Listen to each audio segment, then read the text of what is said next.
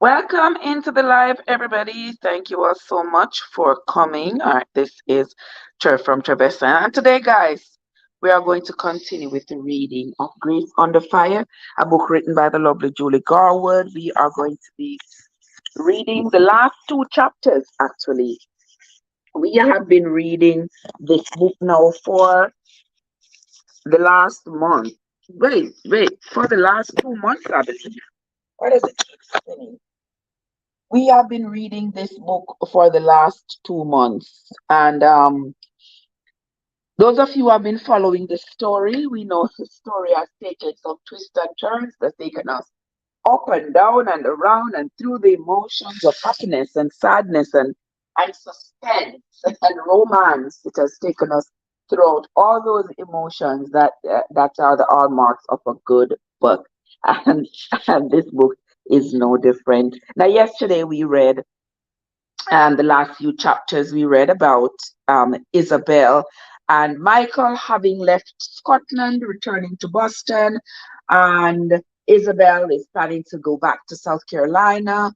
Michael is going back to work, and there's a lot going on. There's a news article out that says Xavier and Isabel are an item. Michael doesn't like that. Isabel was unaware that she was an item with Xavier. And so you know how when you're a celebrity, well, you all wouldn't know, but I know. Ah,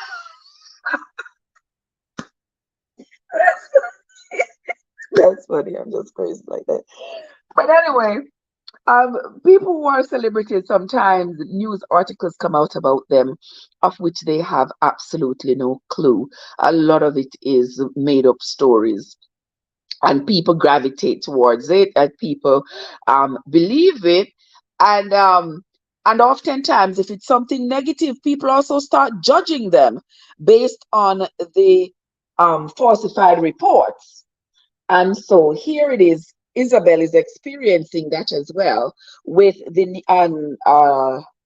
news article saying that she was engaged to Xavier, and she and Xavier were an item.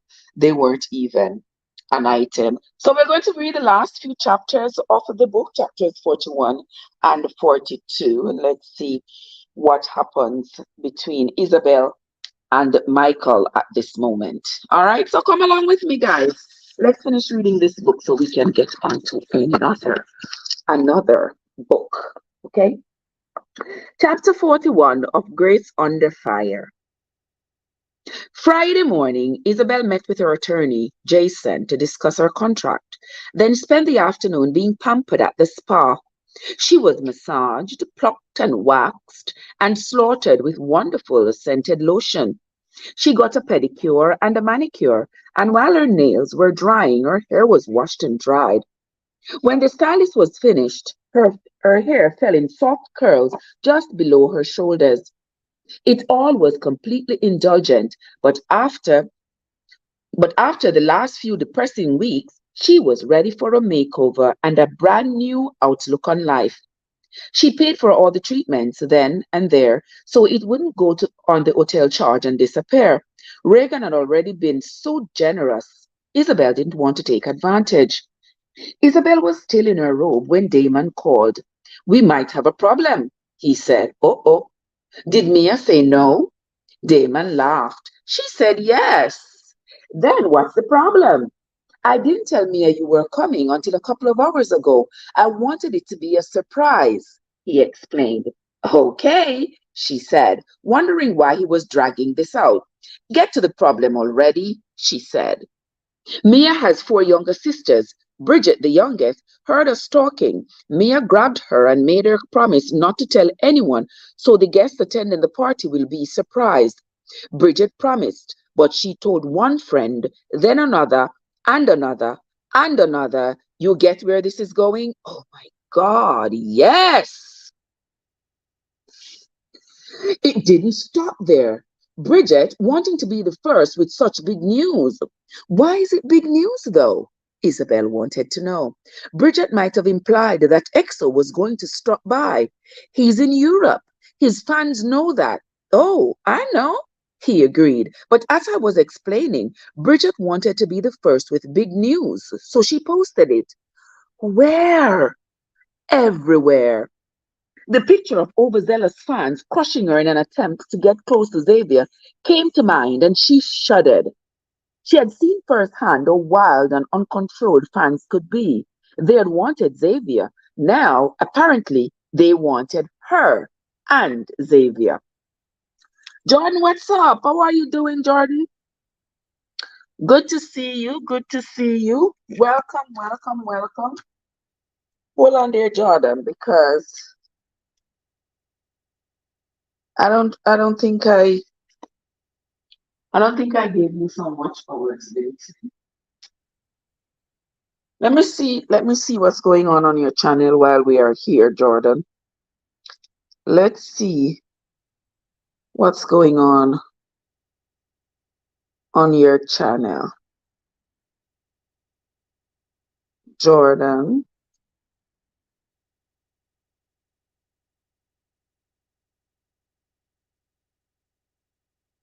Okay, let me see your playlist. Jordan, my playlist.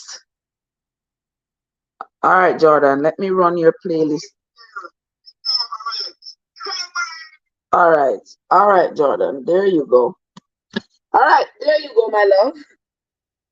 Let me run you some watch hours. You know, that's the best way that I've been able to get through to everybody. Hold on. That's the best way I've been able to get through to everybody, to give everybody watch hours, because, I can't possibly reach to everybody online every day. So when you come into my live, as soon as I see you in my live, I go on your channel from one of my other devices and get you some watch hours. All right, so let us continue. The picture of overzealous fans crushing her in an attempt to get close to Xavier came to mind, and she shuddered.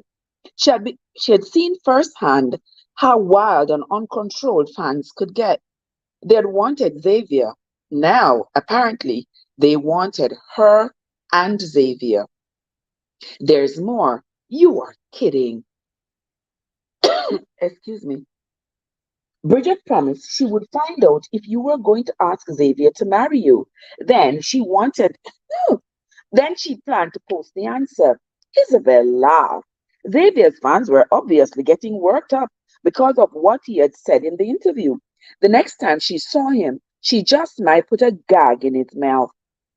How old is Bridget? She just turned 13. The girl knows her way around a computer. She used Mia's laptop to post. I can't wait to meet her. You won't meet her tonight. She has been banned from the party. Isabel remembered what it had been like when she was 13. Everything was monumental.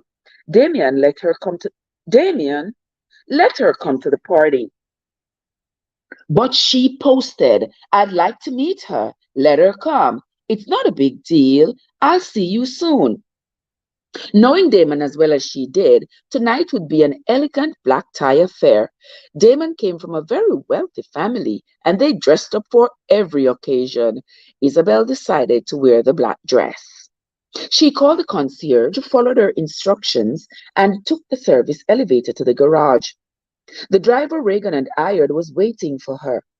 There was another man in the car with him who rushed around to open the door for her. He was around 6 feet and solid. She guessed his job was the bodyguard. Who are you? She bluntly asked. My name is Conrad, the driver answered. And with me is Jones. If you don't mind, he'll hang around with you at the party. He'll stay outside the ballroom, but keep an eye on you. When you're ready to leave, he'll walk you to your car. I don't think I need a bodyguard at the party. Mrs. Reagan Buchanan thought it was a great idea. I appreciate your thoughtfulness, but I really don't think I need you to escort me, Mr. Jones. Just say Jones, he corrected. Mrs. Buchanan thought it was a good idea, and we wouldn't say no to her. Isabel gave in.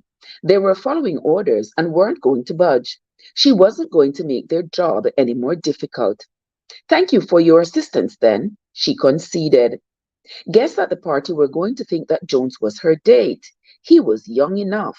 Early 30s, she thought, and nice looking. Not that that mattered anyway. Not as handsome as Michael, of course.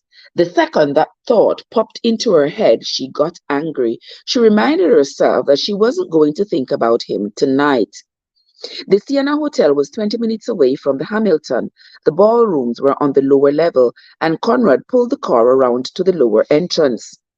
Isabel couldn't wait to see her friends. The party started at 8, and Isabel, with Jones at her side, strolled through the people milling around outside the ballroom.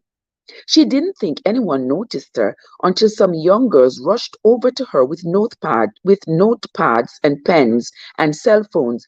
They wanted photos and autographs. 4 teenage girls multiplied to 8 within a minute. Isabel tried to be gracious as she made her way to the doors. Joan stayed outside the entrance. The party was in full swing when Isabel walked in. Lexi spotted her first and ran to her. Then Damon and Mia rushed over to hug her. Mia showed Isabel her beautiful engagement ring and demanded to know if Isabel would come to their wedding. Isabel promised she wouldn't miss it. With all the instructions to Damon's and Mia's family and with all the introductions to Damon's and Mia's family and friends, it took a good hour before she was finally able to relax and enjoy the party. Damon brought her a beer, and Lexi carried over 2 plates of hors d'oeuvres. The two of them sat at the table, but before Isabel could take a drink, she was pulled to the stage to sing a song for the guests. She didn't want to sing, but she accommodated her friends and sang the song they had heard the last time they were together. While cheering followed and she was pressed to sing another song, then she was done. For another hour, Isabel was grabbed and pulled to pose for cell phone photos and answer questions after questions about Xavier. One brash young girl pushed her way to Isabel and asked if she was going to marry the love of her life. She held her cell phone up and was obviously recording. The girl had to be Bridget, Isabel thought. She was petite with freckles. Bridget resembled her sister, but wore braces, and according to Mia, was going through an obnoxious age. Yeah, we know. At 13, yes? Obnoxious is always on the agenda at 13. Hello, Bridget. No, I'm not going to marry the love of my life, she said. And I'm not going to marry Xavier. He's just a friend. Are you mad at me? Mia is mad at me. Thus began a 15-minute discussion on being mad and not being mad. It was exhausting. When Mia's mother finally dragged Bridget away, Isabel asked the passing waiter for a sparkling water with lime. Then she walked to the back of the ballroom for a moment, alone, without people grabbing her. The band was playing a romantic ballad, and couples were swaying to the music. Damon was dancing with Mia. The way they looked into each other's eyes was so loving. They were lucky they had found each other. Damon was loyal and steadfast. He would stay by Mia's side in the good and the bad times. He wouldn't go away for 4 weeks and 6 days without calling. In fact, he probably wouldn't leave her at all. Oh, she knew where this was heading. Standing there, drinking her sparkling water and feeling like a wallflower, Isabel made a decision. She would give him 1 more week to figure it out, and if she still hadn't heard from him, she was going to hunt him down and explain it all to him. You know which him she talking about, Michael, right? She would very calmly tell him that he loved her. She was pretty sure she was going to call him a bonehead, too. It couldn't be helped. The clock was ticking. Now that there was a deadline, she felt better and was ready to get back to the party. She was here to celebrate Damon and Mia's engagement, and she was going to do exactly that. She went up on the stage, picked up the microphone, and belted out a rousing old rock and roll song that made everyone rush to the dance floor and get loose. Afterwards, the band continued to play old songs everyone could dance to. Isabel joined the fun. She danced and laughed and talked to old friends and met new ones. She and Lexi even did an intervention. They took Joanne into the ladies' room and, as gently as possible, told her she had a problem. If she didn't stop coloring her hair a different shade every week, using bleach to strip the old color each time, her hair was going to fall out. It was a brassy blonde tonight with streaks of orange, which Joanne confessed weren't supposed to be there. The party was still going strong after midnight, but Isabel was weary. She was standing in a room filled with happy people, and she was suddenly feeling alone again. Oh, how she missed Michael. She heard a commotion, looked up, and there he was. She was so shocked she actually closed her eyes and opened them again just to make sure. He hadn't disappeared. Michael Buchanan was standing just inside the door talking to Damon. Hands shaking, Isabel pulled her glasses out of her purse and put them on. Michael was still standing there. She could barely catch her breath as she made her way over to him. She saw She saw the astonished look on Damon's face and stopped. Michael was furious and he wasn't making any sense. You can't marry her. She doesn't love you. She loves me. Confused now, Damon asked, She loves you? Did she tell you she loves you? No, not yet. But I know she does. You are not going to marry her. Got that? Do you love her? Of course I do. Do you think I would be standing here yelling at you if I didn't? Oh my God, guys, Michael is going crazy. Michael is talking about Isabel, but Damon is talking about Mia. Michael is out of control. Michael is out of control, I tell you.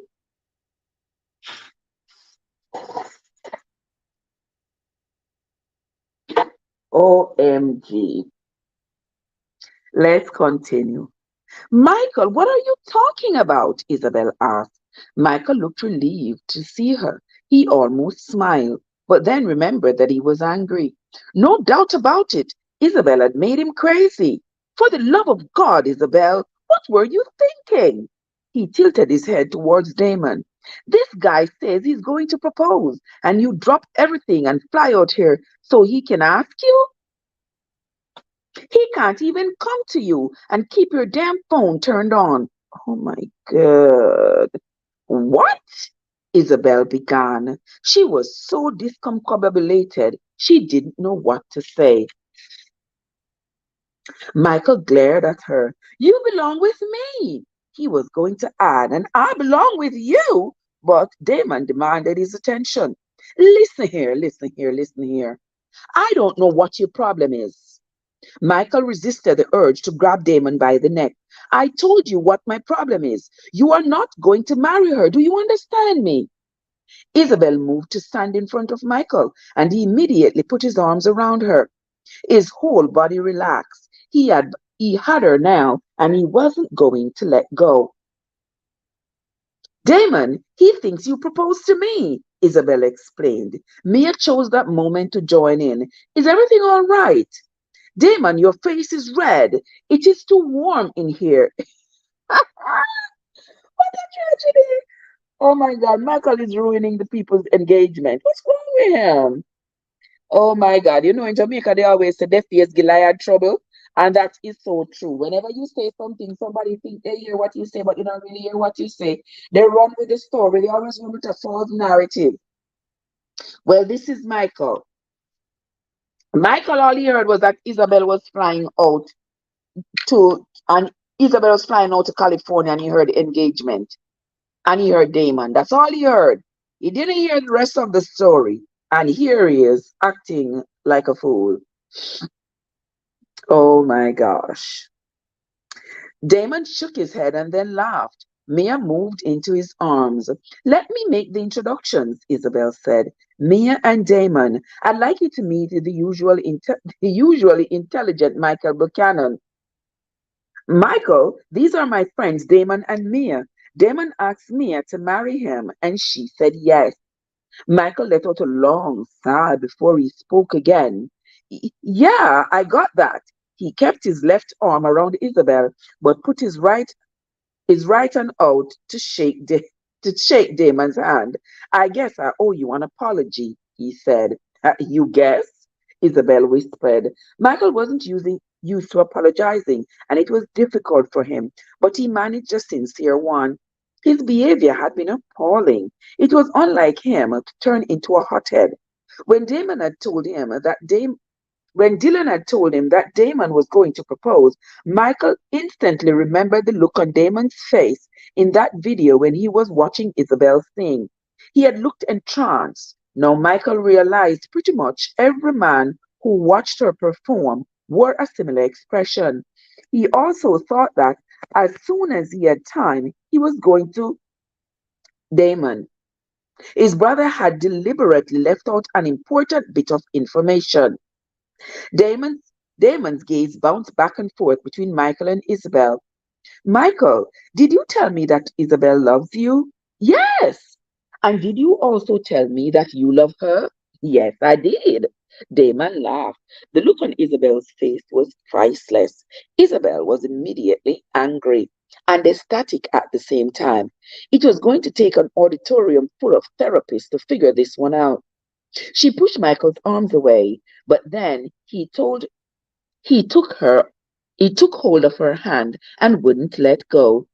Ignoring him, she thanked Damon and Mia. It was a great party. Thank you for inviting me. I'll call both of you tomorrow. Since Michael was holding on to her, she couldn't hug Damon and Mia. She kissed both of them on their cheeks and said, Tell everyone goodbye for me, before pushing Michael out the door. Jones was waiting for her outside the ballroom. He barely glanced at Michael, his attention fully directed on a large group of teenagers running down the escalator. Another group was rushing towards Isabel from the corridor. Their number was growing exponentially. I'll go first, Jones said. Isabel, you're right behind me, and Michael, you protect her back. Okay, let's move fast. The men's long-legged strides were difficult for Isabel to keep up with, but Michael put his arms on her waist and all but lifted her through the door that Jones had held open. So, Jeannie, how are you doing, my dear? Good to see you. Good to see you, so Jeannie. All right, so Jeannie, cooking and vlogs. So Jeannie is my friend. Let me see, Sujini Cooking and Vlogs. I haven't been to your channel in a while, Sujini. Sujini Cooking and Vlogs. So, let me get you, Sujini, right there. Let me see your playlist, Sujini. You have this Yesh here. All right, all right, let me run your playlist right there, Sujini, so that you can get some watch hours, my love. All right, there you go. All right, so I'm running your playlist so you can get some watch hours. Fans screaming for attention were gaining on them. The car was right there waiting for them, and they were on their way seconds later. Isabel sat in the back seat with Michael. How do you know Mr. Jones? She asked. Just say Jones, the bodyguard corrected, looking over his shoulder. Come here, love bug. Good morning, Angel. How are you doing? Nakis. Get yourself ready and come. Just Jones, the bodyguard corrected, looking over his shoulder. Michael introduced himself as on his way into the ballroom. I feel guilty I ran from those kids. I should have talked to them. There were just so many of them, though. A crowd can soon become a mob, Isabel, Jones said, and they could swallow you up. Yes, I know. They have done that before. The rest of the ride back to the Hamilton was quiet. Isabel used the time to gather her thoughts. Michael showing up had certainly been a shock. She was so happy to see him, and yet she couldn't wait to shout at him for being thoughtless and insensitive. How could he ignore her for such a long time? 4 weeks and 6 days. Come on. She had been miserable and wondered if he had given her a single thought in all that while. Her heart skipped a beat when she looked up at him. Would she ever get used to him? Where are you staying tonight? She whispered the question so Jones and the driver, Conrad, wouldn't hear. Michael didn't whisper his answer. With you, Isabel. I left my bag with the bell captain. She didn't argue. She wanted him to stay with her. She had quite a lot to say to him. And when she was finished, he damn well better promise never to put her through this misery ever again. She refused to think about the bizarre conversation Michael had had with Damon, fearing none of what she had heard had been true. At the hotel, Michael picked up his bag and followed Isabel up to her suite. He locked the door, dropped his bag on the floor, and as he was removing his suit jacket and tie, he slowly walked towards her. Isabel was loaded for bear, planted firmly in the middle of the room with her arms folded across her chest. She was ready to let him have it for making her wait so long. When she had said everything she wanted to say, and God only knows how long that was going to take, for she had quite a bit of anger saved up inside of her, she would calmly explain her expectations. 4 weeks and 6 days. Michael had unbuttoned his shirt and was removing it, breaking her conversation. He had such a fine body. How could she not take the time to appreciate it? What are you doing? She asked, getting naked. She could barely catch her breath. It was his seductive smile. The man mesmerized her. Nothing new about that.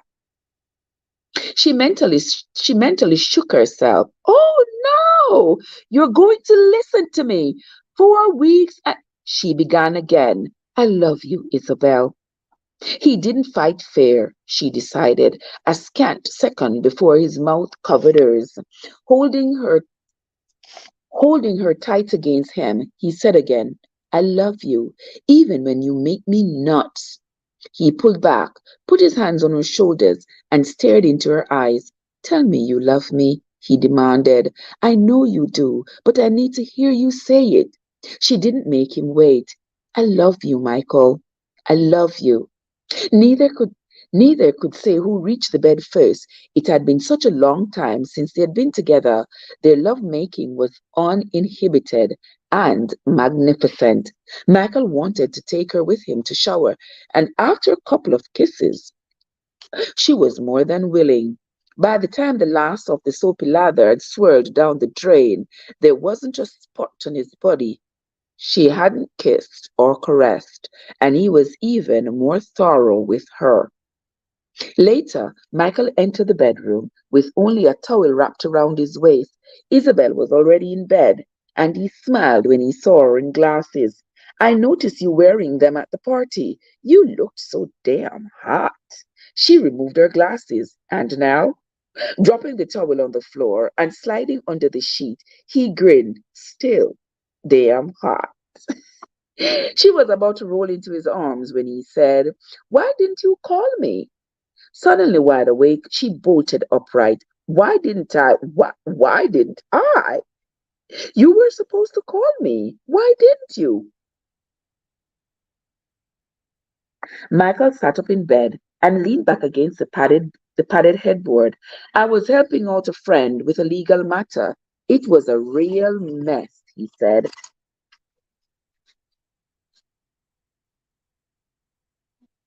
Yes, you can.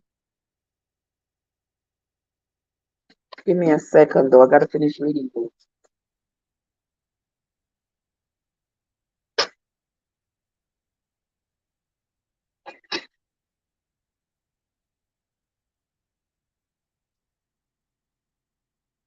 I should have called you then. God knows I thought about you all the time. Oh, did you? Yes, I did, he said. He reached over and turned the bedside lamp off. The bedroom was casting shadows from the streetlights below. I did think I did think you needed time to figure out what you wanted, and hopefully that your future would include me.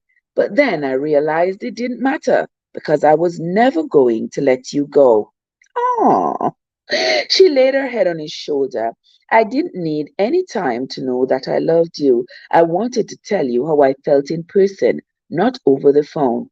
I was in San Diego winding things up with the Navy, but then a friend with PTSD disappeared. His wife needed help finding him. She contacted me and the others who were part of his team in Afghanistan.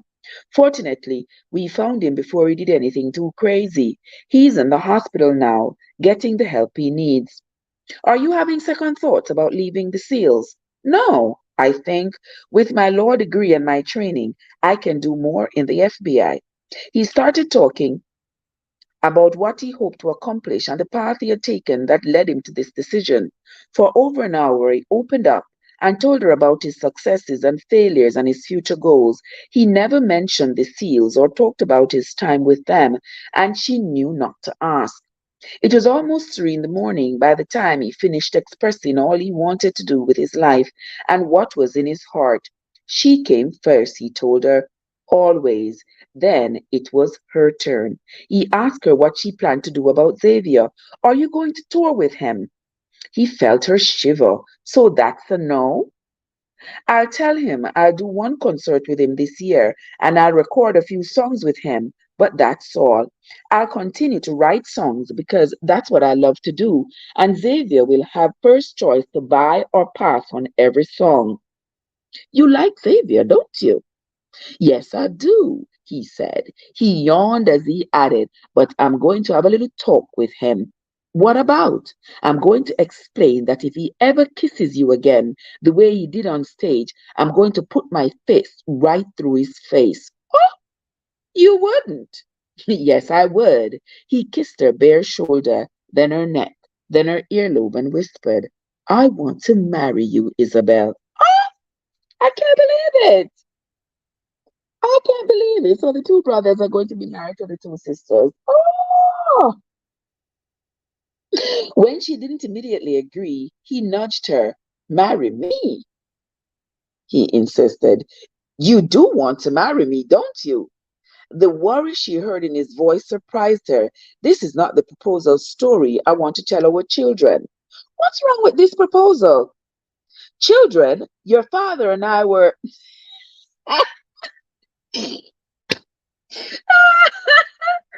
OMG. Guys, I can't say the words here.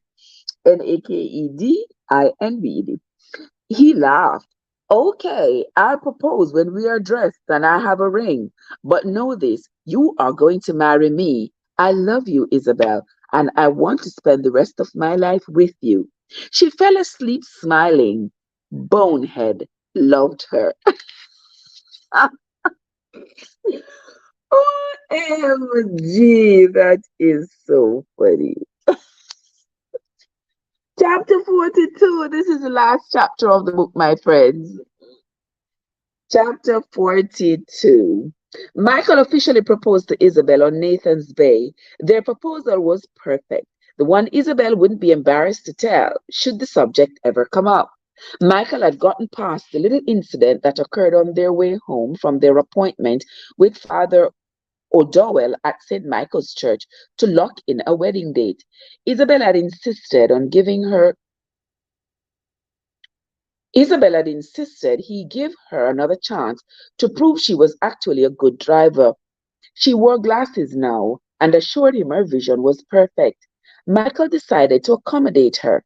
He found a huge empty parking lot the size of a football field in front of a brand new supersized We Carry Everything hardware and appliance store that hadn't opened yet. And then he let her get behind the wheels. There were a multitude of tall, round steel poles with giant numbers on top to help customers remember where they parked. But the poles were so far apart, Michael didn't think they would be a problem. Isabel maneuvered around the poles with ease, and Michael was pleased and relieved to discover that her driving was no longer going to be an issue. He was wrong about that. He couldn't figure out how she had done it. One minute they were heading out of the parking lot, and the next minute he was examining the dent in the right front fender. He didn't yell, and she didn't make any excuses. As he exchanged places with her, taking the driver's seat, he simply said, "Okay, now we know." Neither one of them mentioned the damage, but after she snapped her seatbelt on, Isabel muttered, "That exit sign came out of nowhere." "Uh-oh," he replied. It was sunset when they arrived at the house. Michael dropped their bags on the porch, took her hand, and walked with her to the old gnarled trees she loved, overlooking the ocean. The weather was lovely, warm and balmy, with just a tinge of humidity and a gentle breeze.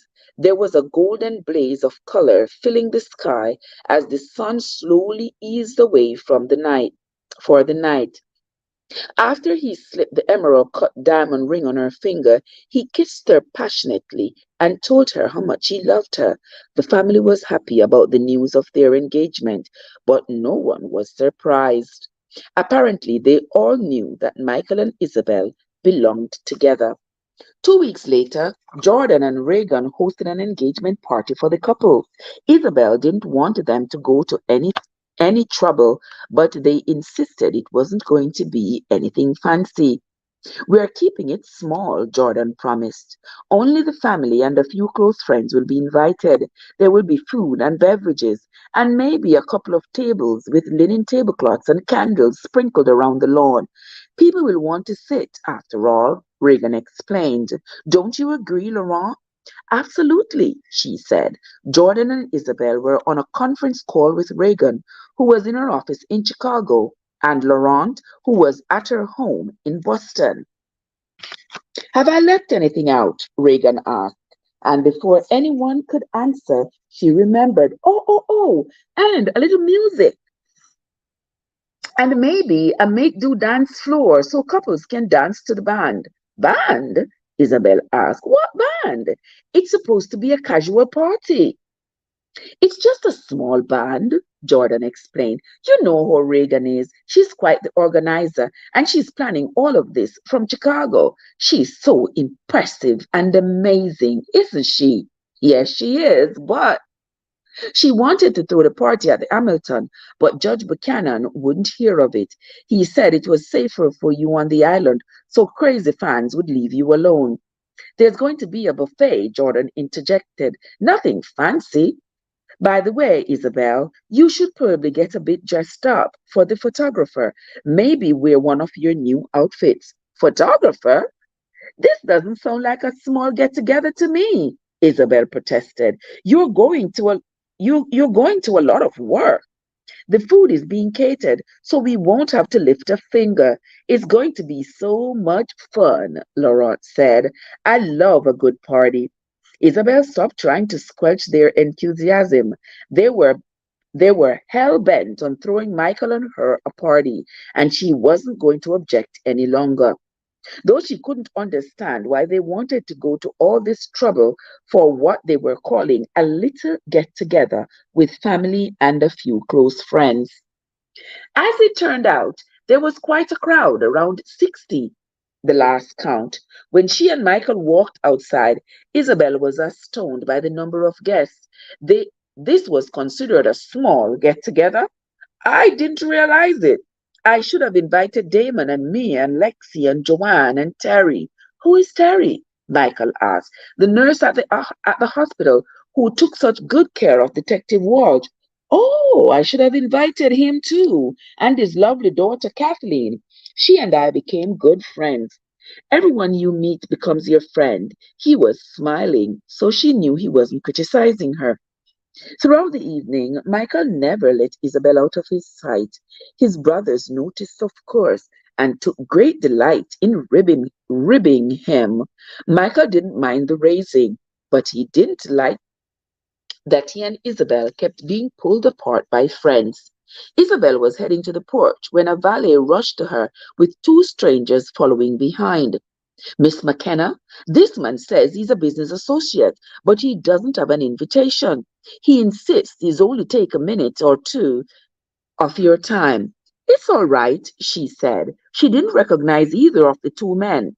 One looked like a bodybuilder. The other man was short with a stocky frame. He held papers in his hand, and when he spoke to Isabel in that nasally, whiny voice, she knew exactly who he was. James Reed. James Reed had crashed a party with a man he called his driver at his side. He thrust the papers towards her and said, "This is your last chance for the deal of the century. One signature, Miss McKenna, and you will become a multimillionaire. Here, I even brought a pen."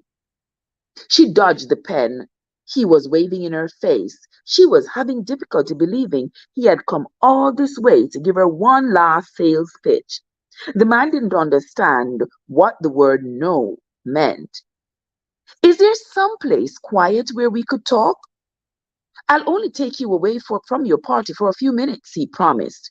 "I am not interested in selling the land to the Patterson Group. Now please leave." Reed made a big mistake then. He grabbed Isabel's arm and jerked her towards him, inadvertently drawing the attention of Michael and his brothers. Isabel pulled her arm away and took an intimidating step towards the rude man.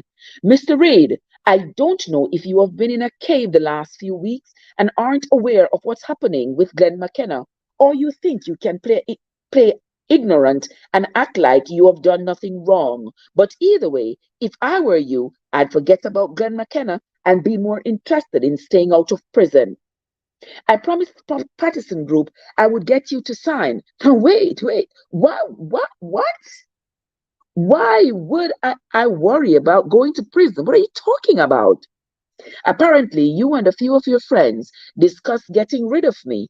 I believe Mr. McCarthy had it scheduled, and you were an eager participant." "What? Where did you hear such a crazy story?" "You were sitting in a booth in Jolly Jack's pub with your friend, or rather your co-conspirators. A man named Archie Fletcher was sitting in the booth next to you. He heard the conversation and reported it. Inspector Knox Sinclair is in charge of the investigation, and he's looking for you right now. I think it would be a good idea to stay away from Scotland." "They don't have any real proof, do they?" What a stupid question to ask her. No denial, though. "I know the inspector's looking for you." Reed's face started to turn white, and she didn't have any doubt at all that he was in that booth with McCarty. Michael walked over to her, and when she turned, she saw his brothers standing right behind him. They looked ready for battle. Reed swallowed loudly. "I was just explaining to Miss McKenna that as soon as she signs these papers, I'll be on my way." He wasn't giving up. Michael started forward, but stopped when she said, "I've got this." Turning to Reed, she shook her head. "I can't sell the property because I don't own it. I probably should have mentioned that to you sooner." "I don't understand. I gave it away." "You can't be serious. You would throw away millions of dollars?" "Yes, I did." Reed finally believed her. He looked devastated, though. Isabel thought he might start crying. "I think you should leave now," Isabel said. Reed saw the look on Michael's face and couldn't get out of there fast enough. He and his driver all but ran to their car. "I probably should have offered him a beverage," Isabel said. Michael laughed as he took hold of Isabel's hand and said, "Let's get out of here." "We can't. It's our party. Let's go to our tree." It took them quite a bit of time to circle the yard and get to the tree where Michael proposed. He sat, leaned back against the tree trunk, and pulled her into his arms. "The next year is going to be very busy for us," he warned her. "I'll be in training for a half of the year, hopefully graduate and then be assigned. We won't know where we are going to live until then. Your life is going to be busy too, recording with Xavier and dodging fans. Are you ready for all that, Michael?" "Absolutely. The next year may be uncertain and crazy, but there's one thing I know for sure. Life with you, Isabel, will never be boring." Ah! And that is the end of the book Grace Under Fire, guys. Wow, this book was a good read. It was indeed a good read. I enjoyed reading it for us, and I hope you all enjoyed listening to it as well. We have finally come to the end of the book Grace Under Fire. And many of us didn't think that Michael and Isabel were going to be an item. I was wondering all along whether or not they were going to be an item. But hey, they are. They have decided to marry each other. Now, if there would only be a part two to the book, and I could hear what Xavier thinks about marrying Isabel, because remember when the reporter had asked him if he would ever marry Isabel, he said in a heartbeat. So I can't imagine how he's going to feel when he finds out that Isabel has in fact um accepted a proposal from Michael. Because remember, he had asked her some while back um, about Michael, about the relationship she was having with Michael. And she had told him, she had told him the truth that back then they were, together, but not together, if you know what I mean. They were getting together, but they were not together. And so, and so I think with that information, Xavier had been making up his mind about her, but now she has accepted Michael's proposal, and that is going to be something Xavier is going to have to think about when he thinks about continuing to work with her and continuing to sing with her, and whether or not he's going to be able to control those feelings that he has for her. All right, so that is the end of that book, guys.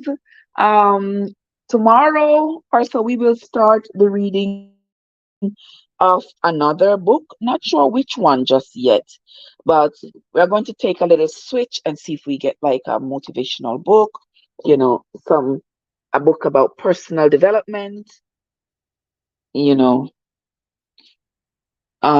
character building, that kind of stuff. Yeah. Let me see if I find one of those in in my collection that we can start reading